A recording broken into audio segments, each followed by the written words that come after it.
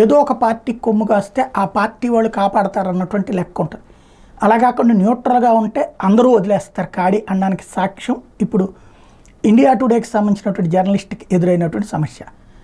ఇప్పుడు తాజాగా రాహుల్ గాంధీ అమెరికా టూర్లో ఉన్నప్పుడు అతను చేసిన తప్పు ఏంటంటే అమెరికా అక్కడ ఇండియా టుడేకి సంబంధించినటువంటి జర్నలిస్టు రోహిత్ శర్మ చేసినటువంటి ఏకైక తప్పు ఏంటంటే హిందువులకు ఆయన భారతదేశంలో సిక్కులు ఎట్లాంటి ప్రాబ్లం ఫేస్ చేస్తున్నారు, హిందువులు ఆర్ఎస్ఎస్ లాంటి వాళ్ళు ఫాసిస్టు ఇట్లాంటివన్నీ మాట్లాడుకొచ్చారు కదా. ఆ టైంలో బంగ్లాదేశ్లో హిందువుల మీద దాడులు జరుగుతున్నాయి కదా, ఆలయాలు ధ్వంసమైనవి, హిందువుల్ని మతం మార్చుకోమంటున్నారు, అత్యాచారాలు జరుగుతున్నాయి, ఆస్తులు ధ్వంసం జరుగుతున్నాయి, ఇళ్ల మీద దాడులు జరుగుతున్నాయి. దీని మీద మీ అభిప్రాయం ఏంటి, ఒక ప్రధాన ప్రతిపక్ష పార్టీగా మీ అభిప్రాయం ఏంటి అని అడిగితే ఆయన ఏం మాట్లాడకుండా వెళ్ళిపోయాడు.